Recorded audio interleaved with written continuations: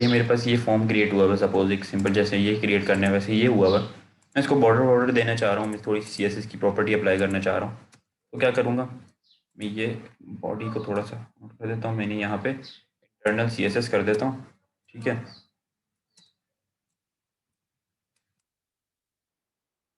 CSS में क्या होगा, मैंने स्टाइल का टैग ओपन किया। एक्सटर्नल चाहे एक्सटर्नल कर लें आप, जो आपको ईजी हो।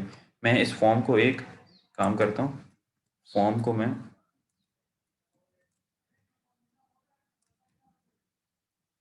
डिवीजन कंसिडर कर लेता हूँ। ठीक है, ये एक डिवीजन है। ठीक है, जो हमने डिव के टैग्स पढ़े थे। ठीक है, और मैं इसकी CSS प्रॉपर्टी अप्लाई कर देता हूँ, स्टाइल में जाऊँगा, डिव। ठीक है, डिव को मैंने दे दिया बॉर्डर। ठीक है, 1 पिक्सल सॉलिड ब्लैक। ठीक है, क्या होगा यहाँ पे, ये बॉर्डर क्रिएट हो गया इसके चारों तरफ, जैसे यहाँ पे हुआ हुआ है। मैं चाह रहा हूँ कि भाई ये, अच्छा एक मिनट। ठीक है, अब मैंने इसको चाह रहा हूँ कि ये इसकी विड्थ कर देता हूँ मैं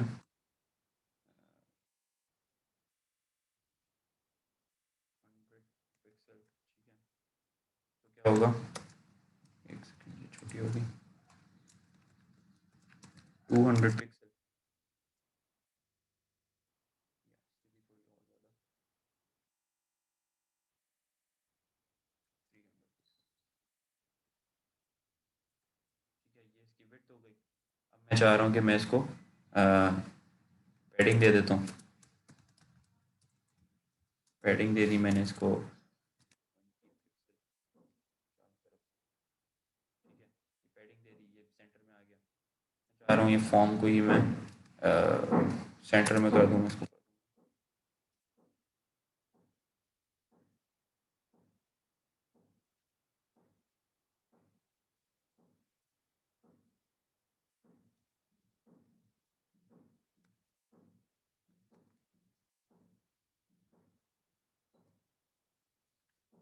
लेफ्ट मार्जिन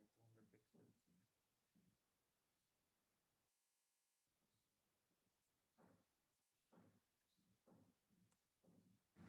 पिक्सल। फिर इस तरीके से मैं इसकी प्रॉपर्टीज़ डिफरेंट अप्लाई कर सकता हूँ, जिससे ये इस तरीके का फॉर्म शेप में क्रिएट हो जाएगा।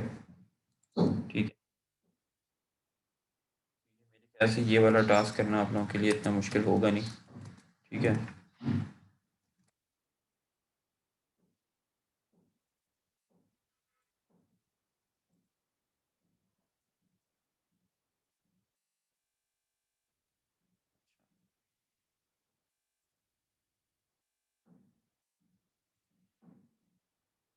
रीसेट बटन अभी जो है ना, आप लोग रीसेट बटन को कोई फंक्शनैलिटी ना दें, आप सिंपल यही सबमिट वाला बटन क्रिएट कर दें।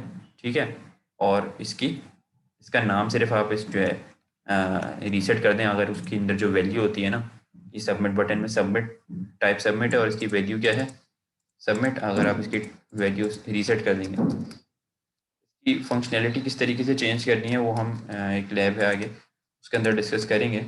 अगर मैं इसको रीसेट कर दूँ तो ये रीसेट का बन जाएगा। सबमिट हो या रीसेट हो, ये चीज़ हम डिफरेंट किसी लैब में देख लेंगे। आपने इसका एक ये फॉर्म क्रिएट करना है एक तरीके से। ठीक है,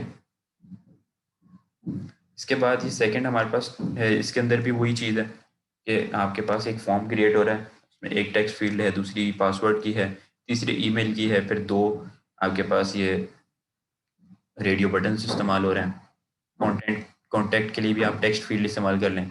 ये एक आपकी पर्सनल डिटेल्स का फॉर्म हो गया, फिर एक उसी के अंदर एजुकेशनल क्वालिफिकेशंस के लिए आपके पास ये एक ड्रॉप डाउन डिग्री के लिए गिवन है कि क्या डिग्री है भाई, अ, आपकी कंप्यूटर साइंस है, MBS है, MS है, क्या है, और इसमें इंजीनियरिंग कौन सी है, इलेक्ट्रिकल, मैकेनिकल, व्हाटएवर।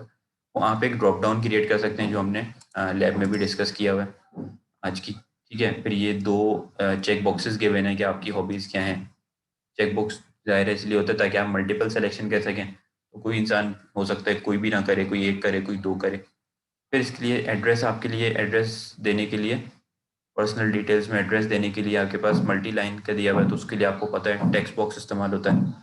यहाँ पे चूज़ फाइल किया हुआ है कि आप अपनी रेज्यूमे या CV अपलोड कर दें, तो उसके लिए चूज़ फाइल किस तरीके से होगा वो आपको पता है, इनपुट टाइप आप फाइल रख देंगे। सबमिट बटन जो है आपको पता है कि आप ये सबमिट बटन क्रिएट कर देंगे, और अगर आपने इमेज वाला बटन क्रिएट करना है तो उसके लिए आपको क्या करना है, इनपुट टाइप उसके अंदर आप इमेज रख दें, तो वो आपका इनपुट ये सबमिट बटन इमेज वाला क्रिएट हो जाएगा जो हमने किया भी था आज की लैब में। ये बैकग्राउंड वगैरह सारी चीज़ें आप क्रिएट कर दें। अगर ये आप इसकी जैसे यही फॉर्म है इसकी, आप क्या करते हैं,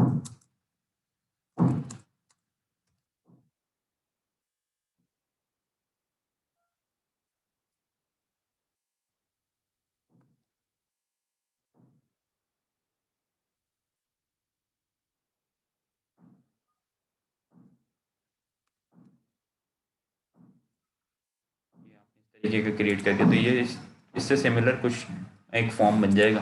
ठीक है, तो ये आप मेरे ख्याल से ये सारी चीज़ें जो इसमें यूज़ हो रही हैं ये आज की लैब में हमने देखी हैं, ये किस तरीके से आप परफॉर्म करते हैं। तो ये बस 2 ही टास्क हैं, इजी टास्क हैं। ये आप अगर ये 2 कर परफॉर्म कर लेंगे तो आपके लिए आसानी हो जाएगी आपकी असाइनमेंट का जो क्वेश्चन नंबर 3 है वो परफॉर्म करने में। कि आप अगर ये भी क्रिएट किया हुआ होगा तो इसी में थोड़ी बहुत चेंजिंग करेंगे तो आपका असाइनमेंट का भी एक क्वेश्चन सॉल्व हो जाएगा। ठीक है, सर तो एक्सक्यूज मी, जी सर ये जो मैंने क्वेश्चन नंबर 3 किया है उसके अंदर अगर आप वो जेंडर चूज करें तो उसके 3 चेक बॉक्सेस हैं रेडियो वाले। अगर हमें जी तीनों में से कोई एक ही सिलेक्ट कराना है, तीनों सिलेक्ट ना हो, अभी जब मैंने किया है तो उसमें तीनों सिलेक्ट हो रहे हैं, मुझे एक सिलेक्ट कराना है तो उसके लिए क्या है यूज होगा टैग? आपने अगर तीनों की दिए हुए हैं और उसमें एक सेलेक्ट कराना है तो आपने चेक बॉक्स इस्तेमाल किया या रेडियो बटन इस्तेमाल किया है?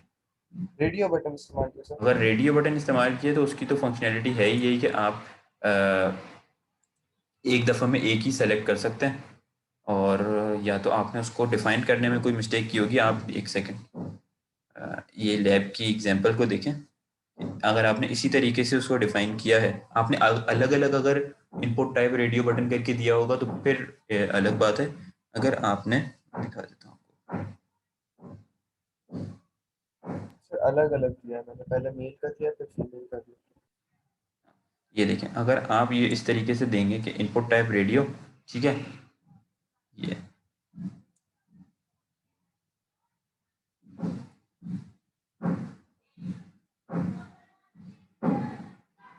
सर ये एंड में जो चेक जो टैग इस्तेमाल है इसके बाद चेक इसमें आया है जी ये चेक इन्वर्टेड कॉमर्स में, चेक क्या इसका कर क्या रहा होता मतलब? है, चेक्ड आपका जो है ना ऑटोमेटिकली पहले से उस चीज़ को चेक कर रहा होता है कि ये जैसे ये हमने इसमें किया था, ये ऑटोमेटिकली पहले से ही सेलेक्ट हुआ हुआ होगा। ठीक है, जैसे अगर मैंने इसके अंदर ये क्रिएट किया है ना, ठीक है, तो यहाँ पे ये देखें, ये रेडियो मैंने क्रिएट किया तीनों के लिए कि इसमें रॉक हो, पॉप हो या जैज हो। ठीक है, इनपुट टाइप रेडियो सबकी रखी हुई है, और इसमें मैंने थर्ड वाला यानी कि जैज को चेक किया हुआ है। यानी कि जैसे ही ये पेज रिफ्रेश होगा ये इसमें जैज ऑटोमेटिकली सेलेक्ट हुआ होगा। ठीक है, चेक्ड से इसका ये मुराद है। अगर मैं ये चेक यहाँ जैज से रिमूव करके रिमूव कर दूँ सपोज, कोई भी चेक नहीं होगा। ठीक है, मैं चाह रहा हूँ कि रॉक पहले से सेलेक्ट हुआ हो, अब यूज़र आए और वो चेंज कर ले वो एक अलग बात है। मैं इसको यहाँ पे इसकी प्रॉपर्टी चेक कर दूंगा, तो ये पहले से रॉक सेलेक्ट हुआ होगा। अब मैं इसको चेंज करता हूँ तो ये देखें एक दफ़ा में एक ही सेलेक्ट हो रहा है, ऐसा नहीं है कि ये मल्टीपल सिलेक्शन हो। सर ये चेक बॉक्स में अगर करना हो तो वो कैसे होगा? तीन में से एक ही सिलेक्ट हो, तीनों सिलेक्ट ना हो। चेक बॉक्स के लिए चेक बॉक्स की तो प्रॉपर्टी है ही यही कि ये आप इसमें मल्टीपल सिलेक्शन होती हैं। तो आप चेक बॉक्स ना रखें, आप रेडियो बटन रख दें वहाँ पे, ताकि एक सिलेक्शन हो जाए। ठीक है, अच्छा ये टास्क मेरे ख्याल से आप लोगों को समझ आ गए होंगे। टास्क में किसी को कोई मसला है, कोई परेशानी है, ये 2 टास्क आपको गिवन है तो आप लोग पूछ लें। ये वाले दोनों टास्क सबको समझ आ गए? एक्सक्यूज ठीक मी है सर, जी। समझ आ गए हैं सर। टाइम लिमिट ज़्यादा दे दीजिएगा।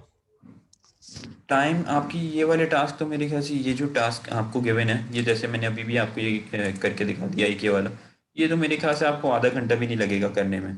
अगर आपने आज की लैब ली है ना तो मेरे ख्याल से आपको आधा घंटा भी नहीं होगा, लेकिन फिर भी आपके पास कल रात तक का टाइम है।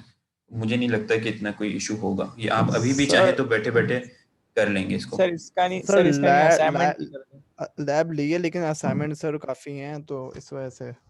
तो ये लैब तो अभी आप अगर क्लास के बाद आधा घंटा भी, असल में सबको टाइम सेम ही गिवन है, और ये पॉलिसी है यूनिवर्सिटी की कि जो लैब का टाइम होता है ना वो हमारा 2 डेज़ का ही होता है, उससे ज़्यादा ये अलाउ ही नहीं है कि आप उसका टाइम दे सकें। उसके अंदर टीचर ये आसानी कर सकता है कि अब जैसे मैंने आपको सारी चीज़ एक्सप्लेन ही कर दी कि भाई ये किस तरीके से करना है, वरना जैसे अब ये मैंने आपको सारा बता दिया कि भाई बॉर्डर इस तरह करना है, आपको कुछ रिसर्च अब करने की ज़रूरत नहीं है। सिर्फ आप लैब खोलें, उसकी अगर 2-3 एग्जांपल्स भी आप यहाँ पे लाके रखेंगे तो आपका ये चीज़ बन गई, आप सबमिट कर दें। आधा घंटा भी मेरे ख्याल से नहीं लगेगा आपको इसको करने के अंदर। तो ये सर चीज़ आप लोग असाइनमेंट कर का लें, एक ठीक है। और असाइनमेंट की एक असाइनमेंट, दो दिन आगे कर दें। असाइनमेंट का जहाँ तक ताल्लुक है, तो पहले तो मैं आप लोगों को असाइनमेंट, अच्छा ये टास्क तो ये 2 टास्क हैं, कोई 5-6 टास्क नहीं है, और बिल्कुल सिंपल सिंपल टास्क हैं। कोई इतने हार्ड एंड फास्ट इसमें लॉजिक्स नहीं लग रही, कोई मैथमेटिकल फार्मूला नहीं लग रहा है, कोई लंबी चौड़ी कोडिंग नहीं हो रही, सिंपल सिंपल टास्क हैं। 4-5 टैग आपने, ये जितनी लाइन्स लिखी हुई है ना, बस इतने टैग्स अप्लाई करने हैं और आपका ये फॉर्म बन जाएगा और ये बन जाएगा। तो ये इतना कोई इश्यू नहीं है, ठीक है। इसके अलावा जो आपका ये है, ठीक है, ये तो आपने लाजमी आज या कल के अंदर आपने 11:59 से पहले सबमिट करवाना है, ठीक है। और जो असाइनमेंट है उसको हम देख लेते हैं।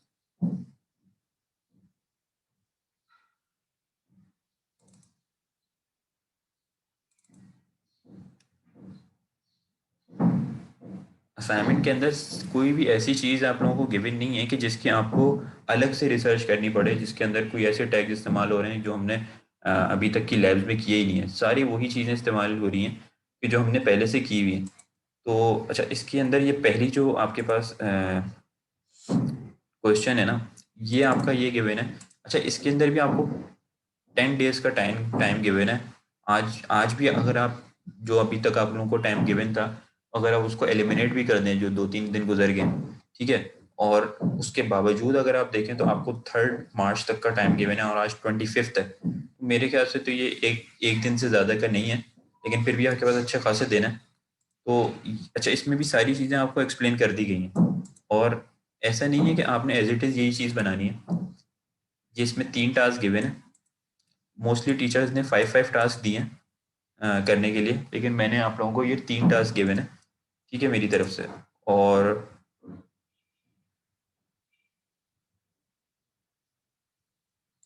ठीक है, और ये जो टास्क है ना, अच्छा अभी आप लोग असल में फर्स्ट सेमेस्टर में हैं, तो आप लोगों को ये चीज़ थोड़ी इतनी लग रही है, वरना ये तो कुछ भी नहीं है। जब अभी आप लोगों के मेरे ख्याल से 4 या 3 कोर्सेज, 4 कोर्सेज होंगे और 2 लैब्स होंगी आई थिंक। तो ये कुछ भी नहीं है। हम लोग जब फर्स्ट सेमेस्टर में होते थे तो हमारे 6 कोर्सेज होते थे और 3 लैब्स होती थी, तो टोटल 9 कोर्सेज बन जाते थे।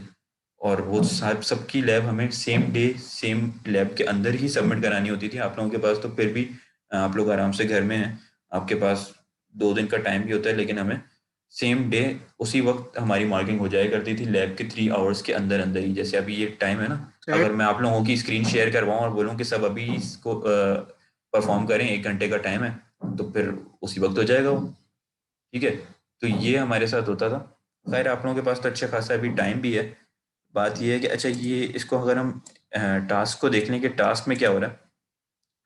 टास्क में ये है कि आपने हेडर फुटर, जो हमने एक लैब की थी जिसमें डिवीजन, हेडर, फुटर, सेक्शन हमने डिस्कस किया था, उसको देखते हुए आपने बनाना है। ये आउटपुट्स जो आपके पास गिवन है ना, ये दराज की वेबसाइट के हैं। आप चाहें तो खुद भी दराज की वेबसाइट पे जाके इसको देख सकते हैं। आपने पूरी वेबसाइट क्रिएट नहीं करनी, सिर्फ जो फर्स्ट पेज है उसके अंदर आपने हेडर क्रिएट करना है, सबसे नीचे फुटर क्रिएट करना है, ये 2-3 सेक्शन सिर्फ क्रिएट करने हैं, जिसके अंदर एक में कैटेगरी आ रही हो, एक में ये फ्लैश सेल आ रही हो, बस, ठीक है। इसको करने का तरीका क्या है, आपने हेडर का टैग है, ये मैं आपको एक्सप्लेन कर देता हूँ। हेडर के टैग के अंदर आपने सिंपल एक इमेज लगा दी है, जैसे ये इमेज गिवन है, कोई आपने गूगल से इमेज लेके किसी भी बैनर की आपने ये इमेज लगा दी, यहाँ पे भी इमेज लगा दी। अब आप लोगों ने जो लैब की थी ये हेडर फुटर वाली, उसके अंदर भी आप लोगों ने देखा था कि एक साइड बार आप किस तरीके से क्रिएट करते हैं और कंटेंट एरिया किस तरह करते हैं। तो इस तरीके से अब यहाँ पे साइड बार क्रिएट कर दें जिसके अंदर ये चीज़ें गिवन है। इसमें इमेजेस इतनी ज़्यादा लगी हुई हैं कि आप लोगों को वो थोड़ा कॉम्प्लेक्स लग रहा है और मुश्किल लग रहा है, जबकि कुछ भी नहीं। अगर आप सिंपल इसका लेआउट बना लेंगे ना, तो इमेजेस आप कुछ भी डाल लें उससे कोई फ़र्क नहीं पड़ता। तो सिंपल इसका ये आप ही लोगों की हेल्प के लिए है, आप लोगों को आगे जाके इसका बेनिफिट पता लगेगा कि अभी तो थोड़ा आप लोगों को दिमाग लगाना पड़ रहा है ये और मेहनत करनी पड़ी है, लेकिन आगे जाके यही चीज़ें जो आपको, यही कोर्स है कि जो असल आप लोगों को फ़ायदा देगा आगे जाके। ठीक है, सर दराज के अलावा कोई बना सकते हैं? मैंने किसी और पे बनाया, दराज पे नहीं बनाया। आपका जो ये लेआउट है ना, लेआउट आपका दराज का ही होना चाहिए, दराज से सिमिलर ही होना चाहिए। अगर आपने किसी एक का जैसे कोई अमेज़ॉन या इस तरीके की कोई वेबसाइट का लेआउट क्रिएट कर लिया है, चलें इसके अलावा अगर आप चाह रहे हैं किसी का करें तो आप किसी अली बाबा या अमेज़ॉन तक का कर सकते हैं। किसी लोकल वेबसाइट का ना करें लेआउट क्रिएट, ठीक है, वो बिल्कुल अनप्रोफेशनल होते हैं। तो आप या आइदर दराज का कर लें, ठीक है, और आप किसी अली बाबा या अमेज़ॉन का कर लें, ठीक है।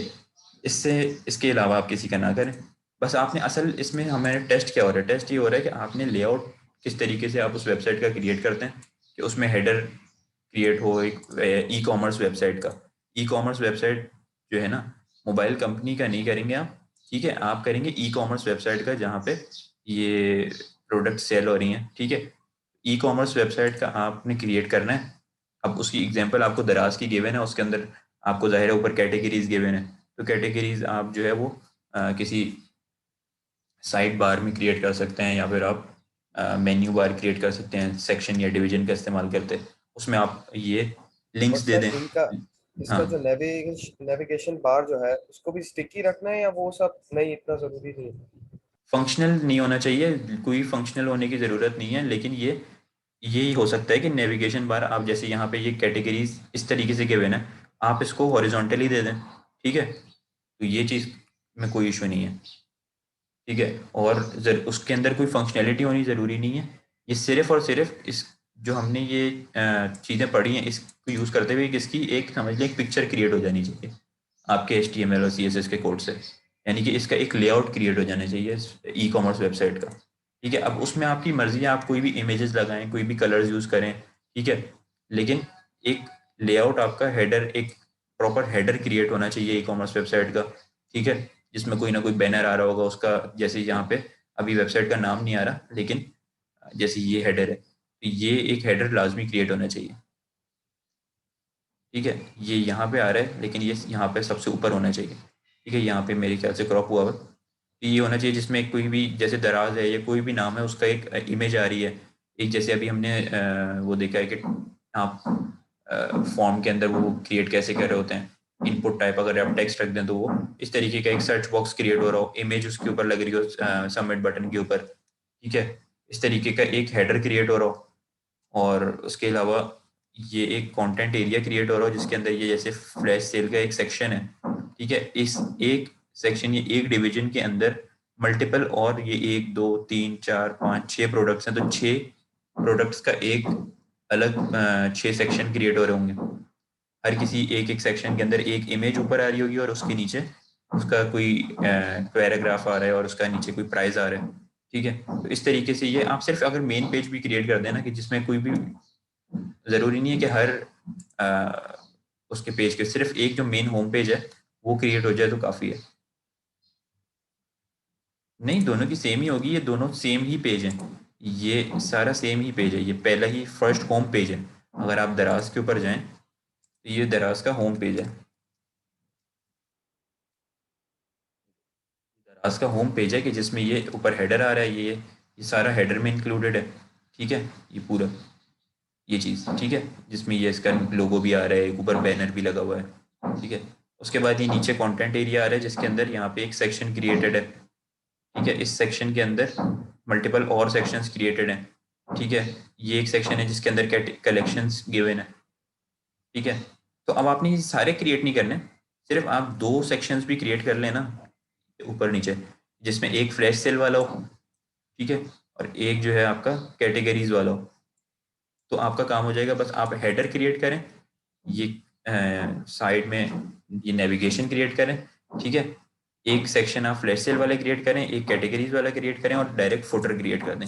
नीचे फुटर क्या है, फुटर में आप इस तरीके के कोई भी इमेजेस वगैरह डाल दें पेमेंट मेथड की, और इस तरीके से कोई भी, ये ज़रूरी नहीं है कि आप ये सारा टेक्स्ट कॉपी पेस्ट करें, आप छोटा मोटा भी कुछ ये कॉपीराइट रिलेटेड चीज़ कोई चीज़ लिख दें तो वो आपका फुटर क्रिएट हो जाएगा। बस फुटर का लेआउट कम से कम क्रिएट होना चाहिए, ये सी दराज ये जो कॉपीराइट लिखा हुआ है बस ये क्रिएट हो जाए। ये चीज़ आप लोग समझ रहे होंगे कि मैं क्या चीज़ चाह रहा हूँ, ठीक है।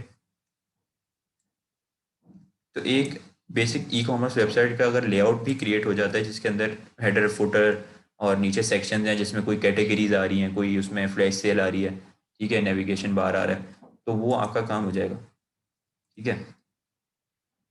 अच्छा इसके अलावा कहाँ गया हमारा असाइनमेंट, ठीक है। ये चीज़ सबको समझ आ गई? इसमें कोई क्वेश्चन और है? टास्क नंबर 1 में हेडर आपने इस्तेमाल करना है, फुटर करना है, डिवीजन आपको सब गिवन है, सेक्शन, नेविगेशन, इमेजेस आपने यूज़ करनी है, कलर्स वगैरह यूज़ करने हैं, CSS वगैरह अप्लाई करने के लिए, ठीक है। ये मेरे ख्याल से क्रिएट करना इतना मुश्किल नहीं होगा। हेडर के अंदर आप एक इमेज भी डाल दें तो आपका ये हेडर क्रिएट हो जाएगा। यहाँ पे आप 3-4 इमेजेस डाल दें, या आप कोई जैसे हमने देखा था कि आप अनऑर्डर्ड लिस्ट क्रिएट कर रहे हैं, ठीक है, ठीक है, आप लिस्ट को आप वो ब्लॉक टाइप, जितनी हमने आज तक के अभी तक जितनी लैब्स की हैं उसमें जितने भी टैग्स वगैरह प्रॉपर्टीज़ यूज़ की हैं वो आप यूज़ कर रहे हैं, और हर लिस्ट एलिमेंट को जो आपने ब्लॉक टाइप या इनलाइन ब्लॉक करके उसके बाद हर लिस्ट एलिमेंट के साथ एक छोटी छोटी इमेज लगा दें। उसके बाद जब आप फ्लैश सेल क्रिएट करें तो एक सेक्शन क्रिएट करें, ठीक है, उस सेक्शन के अंदर मल्टीपल और सेक्शंस क्रिएट करें 5, ठीक है, सबके अंदर एक एक इमेज लगा दें, उस सबकी साइज सेम रखें, लेंथ ये जिस तरीके से लेंथ अगर सपोज इसकी 600 है और विड्थ इसकी 400 है तो सबकी सेम रखें सब सेक्शंस की। फिर नीचे आप उसकी कोई प्राइस और पैराग्राफ वगैरह लिख दें, ठीक है। नहीं लाजमी नहीं है कि आप सर्कल में लगाएं या स्क्वायर शेप में लगाएं इमेज, वो आपके ऊपर है, ठीक है। ये सेक्शंस क्रिएट कर दें और बाकी ये एक, अच्छा ये जब आप लोग एक दफ़ा दराज का ये क्रिएट करेंगे ना तो आपका खुद ही इतना ज़्यादा एक्सपोजर होगा कि आपको लर्निंग कर्व ज़्यादा मिलेगा। लैब्स वगैरह आप जब क्रिएट करेंगे ना तो आपको उसमें बस लैब्स की ऊपर एग्जाम्पल गिवन होती है और नीचे जैसे अब ये है, तो ये तो मेरे ख्याल से एक बहुत ही बचकाना लैब है जिसमें सारी सारी चीज़ें आपको सारी एग्जाम्पल्स में ही दे दी हैं, उसी की आपने थोड़ी CSS अप्लाई की, नाम वगैरह चेंज की और आपकी लैब बन गई। लेकिन जब आप एक प्रैक्टिकल जो रियल वर्ल्ड एक चीज़ चल रही है उसका कोई लेआउट वगैरह क्रिएट करेंगे तो आपका ज़्यादा एक्सपोजर होगा, ठीक है। नहीं स्लाइड शो वगैरह कुछ भी नहीं आपने बनाना। ये अगर स्लाइड शो आ रहा है ना तो ये स्लाइड शो वगैरह कुछ भी नहीं बनाना, आप कोई प्रोजेक्ट नहीं बना रहे, आप एक असाइनमेंट बना रहे हैं, ठीक है। तो उसके अंदर सिर्फ ये जहाँ जैसे ये चल रहा है तो बस ये आप एक इमेज लगा दें आपका काम हो जाएगा, स्लाइड शो बनाने की कोई ज़रूरत नहीं है, ठीक है। आवाज़ आ रही है आप लोगों को? ठीक है, स्लाइड शो वगैरह कुछ भी नहीं बनाने की ज़रूरत, सिर्फ आपने हेडर फुटर सेक्शंस वगैरह बनाए जिसके अंदर ये फ्लैश सेल का सेक्शन बनाए, कैटेगरीज का सेक्शन बनाए, ठीक है। ये कैटेगरीज में थोड़ी मल्टीपल सेक्शंस क्रिएट हो रहे हैं, ठीक है। अब ये एक लाइन में आ रहे हैं, ये डिफरेंट लाइन, ये चीज़ आपकी लर्निंग होगी किस तरीके से करना है, इनकी अलाइनमेंट आउट ना हो, ये चीज़ आपने देखनी है, ठीक है। ये आपने क्रिएट करना है। इसके अलावा ये टास्क नंबर 1 हो गया, ठीक है। टास्क नंबर 1 के बाद टास्क नंबर 2 क्या है? टास्क नंबर 2 है कि आपने ये लेआउट क्रिएट करना है यूजिंग HTML टेबल्स। अब हमने हेडर फुटर के थ्रू तो लेआउट देख लिया, लेकिन आपकी टेबल वाली लैब की प्रैक्टिस हो जाए उसके लिए हमने ये टास्क दिया है कि टेबल के टैग्स के थ्रू आपने ये काम करना है। अब मुझसे स्टूडेंट्स पूछ भी रहे थे कल भी कि अच्छा जो स्टूडेंट्स ये चीज़ पूछ रहे थे वो अब ज़रा ध्यान से सुन लें ये किस तरीके से होगा कि सर ये टेबल के टैग जो है उसका इस्तेमाल करते हुए हम एक मिनट,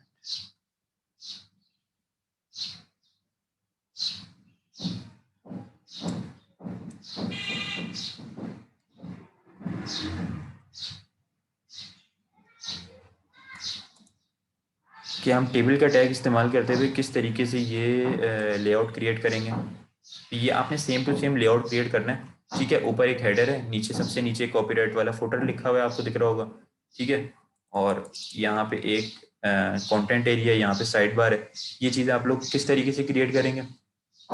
हमने टेबल्स की लैब आप लोगों को याद होगा पढ़ी थी। टेबल के टैग के अंदर आप टेबल रॉ देते हैं, टेबल डेटा देते हैं, ठीक है। अब आप टेबल डेटा के अंदर कॉलम स्पैन हमने पढ़ा था, कॉलम स्पैन किस तरह करते हैं, रॉ स्पैन किस तरह करते हैं। अगर आप एक रॉ को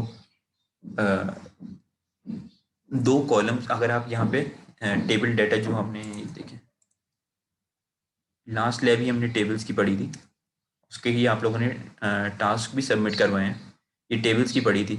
अगर आपका यही सपोज टेबल है, ठीक है, ये टेबल है जो आप लोगों ने क्रिएट किया था लास्ट लैब के अंदर, अगर इस टेबल के अंदर इसको बनाने में और इसको बनाने में मेरे ख्याल से कोई फ़र्क नहीं होना चाहिए। अगर आप इसी के अंदर ये रॉज और कॉलम्स को कम कर दें, क्योंकि हमें कितनी रॉज चाहिए, एक रॉ, दो रॉ और तीन रॉ चाहिए, ठीक है। तीन रॉज क्रिएट कर दें, कितने कॉलम्स चाहिए, दो कॉलम्स चाहिए, एक कॉलम और दो कॉलम, दो कॉलम्स क्रिएट कर दें, ठीक है। जैसे यहाँ पे दो कॉलम्स है, दो कॉलम्स और तीन रो, और सिर्फ इसके ऊपर काम हो जाए। और इस एक एक जो टेबल डाटा है इसकी हाइट और विड्थ आप डिफरेंट कर दें। हाइट और विड्थ का यूज़ करते हुए आप ये लेआउट क्रिएट हो जाएगा। अगर आप इसके टेबल डाटा की हाइट सपोज रख दें 200, इसकी रख दें आप, इसमें तो आपको वो सेक्शन और उसमें वो जो आपको इनलाइन ब्लॉक वो सब करना था कि ये कुछ स्टूडेंट्स का जो है साइड बार और कंटेंट एरिया एक ही लाइन पे नहीं आ रहा था, वो वाला मसला भी हल हो जाएगा कि ये तो टेबल की दो टेबल डाटा है एक ही रॉ के अंदर, तो उसमें तो कोई इशू ही नहीं है। आप सिर्फ उसकी इन दोनों के अंदर आप कॉलम स्पैन लगा दें, नीचे सबसे नीचे वाले में भी कॉलम स्पैन 2 कर दें, तो ये दोनों आपके मर्ज हो गए, ये भी मर्ज हो गया। इसका बैकग्राउंड कलर चेंज कर दें, इसकी हाइट और विड्थ सेट कर दें, इसकी हाइट और विड्थ सेट कर दें। ये मेरे ख्याल से तो कोई इसमें इशू होगा नहीं। इसमें इस टास्क में किसी को कोई इशू है?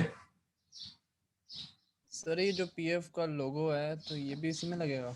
हाँ बिल्कुल, ये अपने गूगल पास पे जाएं आप, पीएफ किट का लोगो आपको मिल जाएगा, इमेज लगा दें आप यहाँ पे। ये लेआउट आपने बेसिकली क्रिएट करना है, इसके अंदर किसी को कोई इशू है? ठीक है, ये हो गया, सही है। फिर ये आपका साइन अप का फॉर्म है, ये तो हमने लैब आज ही की है। इसके अंदर क्या है, इसके अंदर आपने यही एक फॉर्म क्रिएट किया, यहाँ हेडिंग दी, यहाँ हेडिंग दी। ये लाइन आप किस तरीके से दे रहे हैं, जैसे इसमें एक ये सेपरेशन की लाइन दी हुई है। पहली ही लैब में हमने देखा था कि हम एक HR का टैग यूज़ करते हैं, एक BR का टैग यूज़ करते हैं। BR ब्रेक करता है, HR हॉरिजॉन्टल रॉ क्रिएट करता है। HR का टैग लगाएंगे, हॉरिजॉन्टल रॉ क्रिएट हो जाएगी। यहाँ पे कोई लेबल है ही नहीं, ठीक है, तीनों में लेबल कोई भी नहीं है। सिर्फ आपने फर्स्ट नेम के लिए एक यहाँ पे ये इनपुट टाइप टेक्स्ट रख देंगे, यहाँ पे इनपुट टाइप टेक्स्ट रख देंगे, यहाँ पे इनपुट टाइप टेक्स्ट। इन दोनों की आपने देख लिया कि ये इसकी लेंथ ज़्यादा है, तो हमने उसके लिए देखा कि इसकी लेंथ के लिए नहीं, फंक्शनल की ज़रूरत नहीं है, फंक्शनल की ज़रूरत नहीं है। जिस हद तक हमारी लैब में वो फंक्शनल है कि उसमें सिर्फ नाम टाइप हो रहा है, पासवर्ड में पासवर्ड ही जा रहा है। जब आपने पासवर्ड न्यू पासवर्ड की देंगे तो ये पासवर्ड की देने के लिए इसकी इनपुट टाइप आप ज़ाहिर टेक्स्ट नहीं देंगे, पासवर्ड देंगे, पासवर्ड में पासवर्ड ही जाएगा। मोबाइल नंबर या ईमेल के अंदर ईमेल ही जाएगी। तो ये आपने क्रिएट करना है, मेरे ख्याल से इसमें कोई इतना इशू होगा नहीं, ठीक है। और इसके बाद डेट ऑफ बर्थ है, तो ये अलग अलग आप ना बनाए बोले कि ये 20 Feb 2021 नहीं बनाए। जो आपको कैलेंडर वाला ऑप्शन दिया हुआ है ना, कैलेंडर क्रिएट करने वाला जो कैलेंडर हम किस तरह करते हैं, इनपुट टाइप अगर डेट दे दें तो कैलेंडर क्रिएट हो जाता है। तो आप कैलेंडर क्रिएट कर दें, ठीक है। यहाँ पे इसकी बजाय आप यहाँ पे कैलेंडर कर दें, यहाँ पे हेडिंग दें डेट ऑफ बर्थ की, ठीक है, और यहाँ पे कैलेंडर क्रिएट कर दें, ठीक है।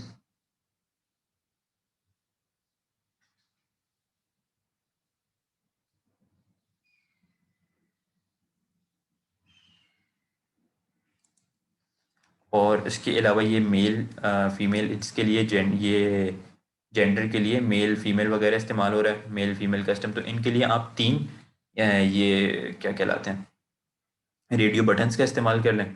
फिर ये कुछ टर्म्स एंड कंडीशंस लिखी हैं, इसको आप पैराग्राफ में लिख दें, ठीक है। और ये साइन अप का जो बटन है उसको आप क्रिएट कर दें, साइन अप सिंपल सादा बटन क्रिएट कर दें, ये कलरफुल की भी ज़रूरत नहीं है। तो ये आपका एक फॉर्म क्रिएट हो जाएगा।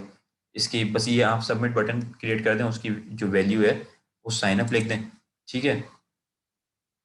रिकॉर्डिंग आप लोगों की अभी लैब ख़त्म होने के बाद हाफ आवर के अंदर अंदर अपलोड हो जाएगी, ठीक है। तो आप लोग जिसने नहीं भी देखी वो देख ले, तो ये काम आपका हो जाएगा। तो मेरे ख्याल से ये कोई इतने मुश्किल टास्क नहीं है, ये तो आप अभी लैब जैसी ख़त्म हो तो आप जो है, हाँ बिल्कुल आपने एज इट इज़ बना देना साइन अप पेज, ठीक है। और जैसे ही आपकी लैब ख़त्म हो तो आपके जो ये लैब टास्क दो गिवन है,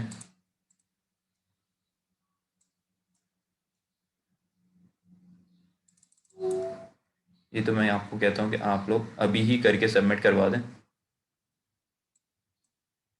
उसमें आपका अपना ही बेनिफिट है। जब आप लोग अभी क्लास ले ही रहे हैं तो इसको तो आप मेरे ख्याल से हाफ एन आवर के अंदर इन दोनों को कर लें और सबमिट करा दें, ताकि आपकी जान छूट जाए। और जैसे ही आप ये काम कर लेंगे तो आपका ये फॉर्म क्रिएट करने में कोई उसमें दुश्वारी नहीं होगी। अगर आप इसी फॉर्म के अंदर थोड़ी बहुत चेंजिंग कर देंगे, ठीक है, तो आपका ये फॉर्म भी क्रिएट हो जाएगा। सिर्फ इसके अंदर आपने इसी फॉर्म के अंदर कैलेंडर लगा दें, ये मेल फीमेल को जो है एक एक ही लाइन में कर दें, बस आपका वो ये वाला फॉर्म क्रिएट हो गया मेरे ख्याल से। और तो उसमें कोई ऐसी चीज़ नहीं है, बस यहाँ पे आपका ईमेल के बाद पासवर्ड की भी एक फील्ड लगा दें, यहाँ पासवर्ड भी आ गया तो आपका काम हो गया। ये टास्क नंबर 3 तो आपके फ्री के मार्क्स हैं एक तरीके से, ठीक है। और ये तो आपके, अच्छा ये जो पूरा आपकी लैब असाइनमेंट है ये 10 मार्क्स का है। इसमें से जो दराज वाला पहला क्वेश्चन है वो 4 मार्क्स का है, और बाकी दोनों, ये टेबल वाला भी और ये वाला भी, ये फ्री के आपके 3 मार्क्स हैं एक तरीके से। इसमें तो कुछ करना ही नहीं है। ये भी आपका टेबल की आपने 3 रॉस 3 कॉलम्स क्रिएट किए, ये भी हो गया। ये आपने आज की लैब से देख के कर लिया तो ये आपका ये काम भी हो गया, तो 6 मार्क्स तो यहीं पक्के हो गए। फिर आप ये लेआउट क्रिएट कर दें, तो मेरे ख्याल से तो हम जितना चीज़ों को खुद मुश्किल बना रहे होते हैं तो वो उतना मुश्किल बन रही होती है। अगर आप कंसंट्रेशन के साथ थोड़ी देर भी बैठ जाएं तो आपका काम हो जाएगा। चलें, आप लोगों की अगर दूसरी क्लास है तो आप लोग की अटेंडेंस वगैरह मार्क हो गई, आप लोग लीव कर सकते हैं, ठीक है। तो फिर हम नेक्स्ट लैब में मिलते हैं। ओके, अल्लाह हाफिज़। अल्लाह हाफिज।